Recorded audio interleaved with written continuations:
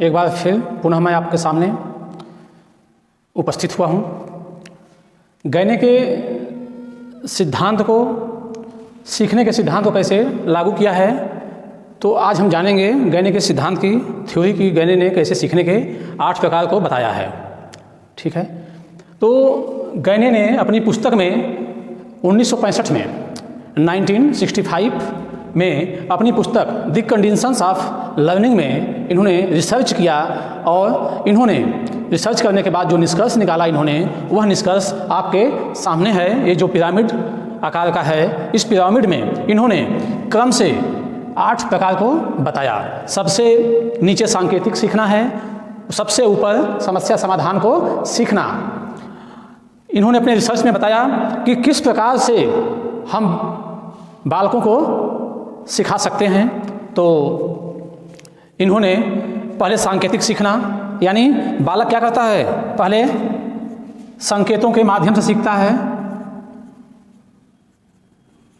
सांकेतिक सीखना यानी कहने का अर्थ है, बच्चा जब जन्म लेता है, जब माँ के गर्भ से बाहर आता है, तो बालक क्या करता है, संकेतों के माध्यम से सीखता है। जब उसके सामने हम खिलौना आदि लगा देते हैं तो बच्चा क्या करता है, रंग बिरंगा खिलौनों को देख करके बच्चा खुश होता है। लेकिन वही खिलौनों को जब हम हटा देते हैं तो बच्चा रोना शुरू कर देता है। तो इसलिए बालक क्या करता है, संकेतों के माध्यम से सीखता है। उद्दीपन अनुक्रिया, दूसरा है उद्दीपन अनुक्रिया सीखना। तो उद्दीपन का अर्थ हो गया उद्दीपन अनुक्रिया सीखना, यानी उद्दीपन का मतलब हो गया समस्या। जब तक गैने का कहना है कि जब तक समस्या व्यक्ति के सामने नहीं दिया जाएगा, बालक के सामने जब तक हम होमवर्क नहीं देंगे, तब तक बालक सीख नहीं सकता। इसलिए उन्होंने उद्दीपन को दूसरे स्थान पर रखा कि जब बालक को हम समस्या देंगे तो बालक क्या करता है, उस समस्याओं का निदान करता है। व्यक्ति के सामने भी समस्या आती है तो उसको क्या करता है, हल करता है, और वह समस्याओं को क्या करता है, निदान पाता है।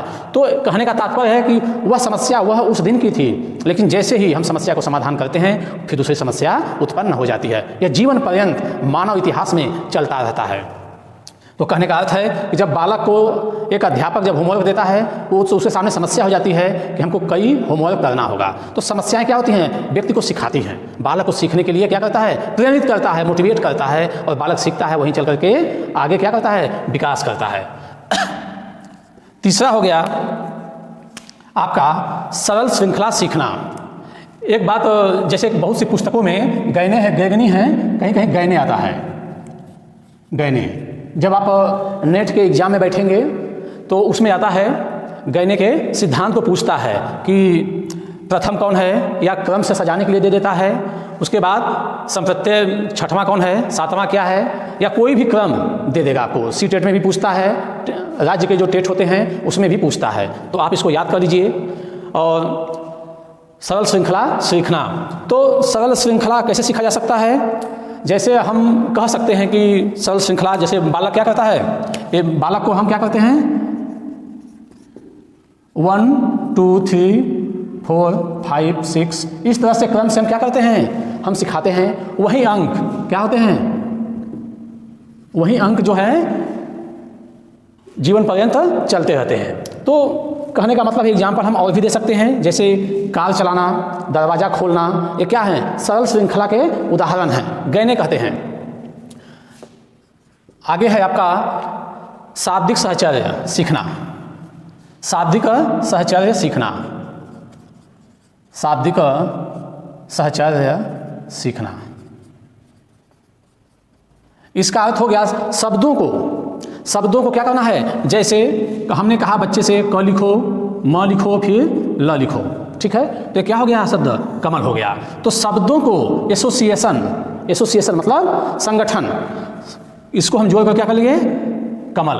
तो इसी तरह से जो शब्द बालक सीखता है, धीरे धीरे कक्षाओं में जैसे जैसे विकास करता है, ऊपर की कक्षाओं में जाता है, वैसे वैसे उसके ज्ञान की वृद्धि होती है और विकास होता है, और बालक क्या करता है, सीख लेता है। ठीक है, तो ये हो गया आपका कमल। तो शाब्दिक साहचर्य सीखना, तो कैसे सीखेगा, जैसे कविता याद करना। एग्जाम्पल हो गया, जैसे कविता याद करना,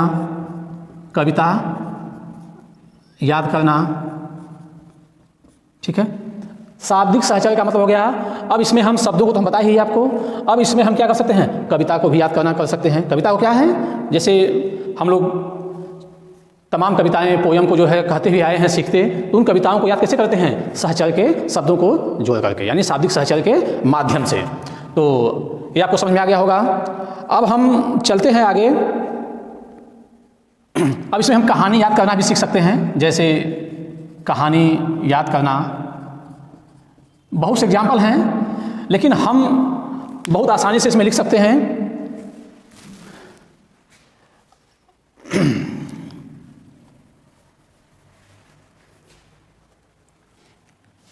अब हम नेक्स्ट चलेंगे शाब्दिक सहचर्य विभेदीकरण। अगला है विभेदीकरण।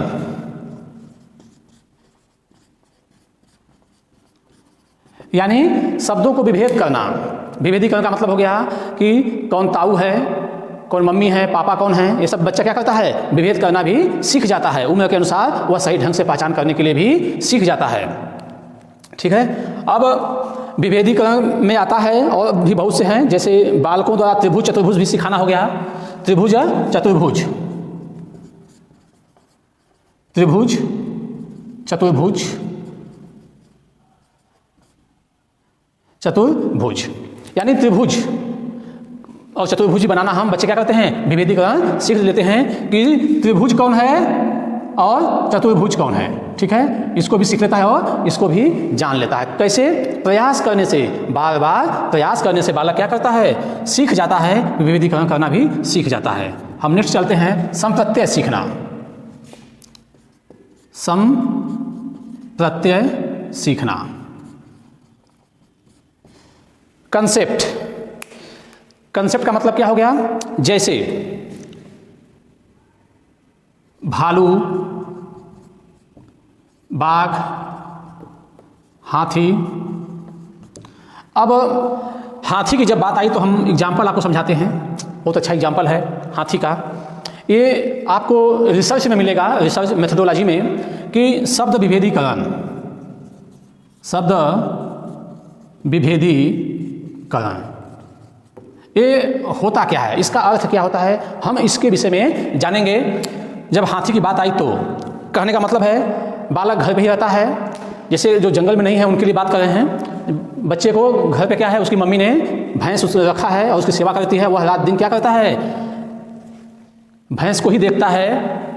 लेकिन एक दिन अचानक क्या होता है, माँ घर में खाना पका रही थी, चाहे कोई काम से बिजी थी, और बच्चे का काम ही होता है शोरगुल करना। बच्चे ने क्या किया, चिल्लाना शुरू कर दिया, माँ माँ, मतलब भैंस भैंस। कहने का मतलब है कि हाथी भी काला, भैंस भी काला। बहुत रोचक प्रसंग है यह, शब्द विभेदीकरण है। रिसर्च में क्वेश्चन भी आते हैं इससे। तो आप यहाँ पे देखिए, भालू तो काला है, लेकिन हाथी क्या है, भालू का अलग हो गया स्वभाव, लेकिन हाथी क्या है और भैंस एक जैसे दिखते हैं।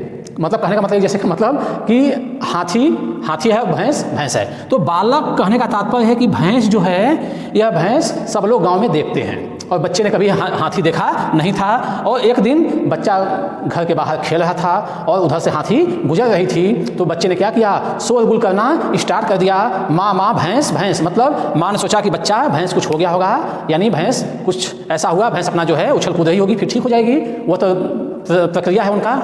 तो इतना तेजी से और चिल्लाने लगे, दो चार बच्चे और मोहल्ले के चिल्लाने लगे। तो उससे क्या हुआ, माँ समझी कोई बात है। जब माँ बाहर आके देखती है तो कहती है ओ हाथी जा रहा है। तब बच्चे को कंसेप्ट करती है, कंसेप्ट उसका क्लियर करती है संप्रत्यय कि नहीं, यह जो है हाथी है, जो जा रही है, यह ऊंची जो है सुंडली है, यह हाथी है, और यह क्या है, भैंस है, जो यह दरवाजे पर यह भैंस है। तो बालक समझ जाता है कि भैंस और हाथी में अंतर करना सीख जाता है। ठीक है, बालक क्या करता है, भैंस और हाथी में अंतर करना सीख जाता है। तो इस आशा करते हैं कि आप समझ गए होंगे। तो संप्रत्यय सीखना मतलब कंसेप्ट, कंसेप्ट क्लियर हो गया बच्चे का कि भालू, बाघ क्या होता है और शेर क्या होता है, और कहने का मतलब है कि भैंस और हाथी, भैंस और हाथी दोनों में विभेद करना जान जाता है, मतलब कंसेप्ट क्लियर हो जाता है, उसी को बोलते हैं संप्रत्यय, कंसेप्ट। ठीक है, संप्रत्यय करना सीख जाता है। उसके बाद हम नेक्स्ट चलेंगे नियम सीखना। नियम सीखना। अब नियम सीखना क्या है? जैसे बालकों द्वारा व्याकरण और गणित, बालकों द्वारा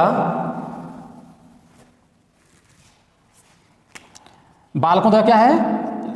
गणित और व्याकरण, हिंदी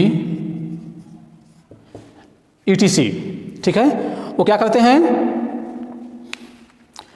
ज्ञान भंडार अपना जो है विकसित कर लेते हैं।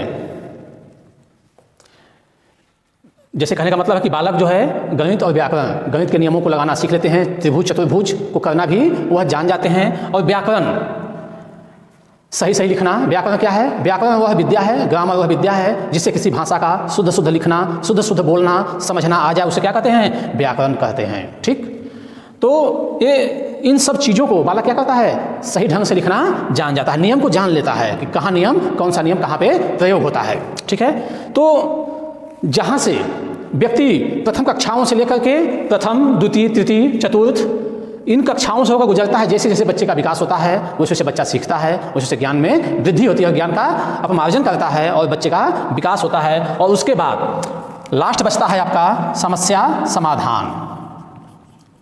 समस्या समाधान। समस्या का समाधान कब होगा? जब इन सभी नियमों को जान लेगा तो समस्या का समाधान हो जाएगा। ठीक है, जिस प्रकार आपको हमने अधिगम के विषय में बताया था, आपने अधिगम को जान लिया, अच्छे से पढ़ लिया, समझ लिया, आपने क्या हुआ? आपकी समस्या का समाधान हो गया। यानी बच्चे को जो होमवर्क आपने दिया था, बच्चा को समझा दिया और बच्चा संतुष्ट हो गया, तो समझ लीजिए उसका समस्या का समाधान हो गया। क्योंकि बालक जिज्ञासु होते हैं। तो गैगनी का जो प्रयोग है, इन्होंने, एक बार मैं फिर से रिपीट कर दे रहा हूँ, गैने का जो है,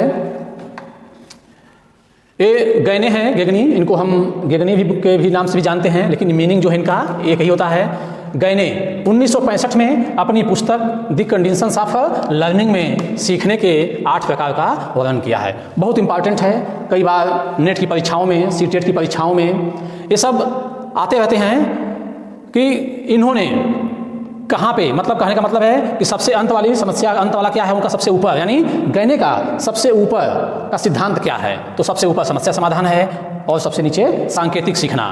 तो क्रम से हम याद करेंगे। पहला है सांकेतिक सीखना, संकेतों के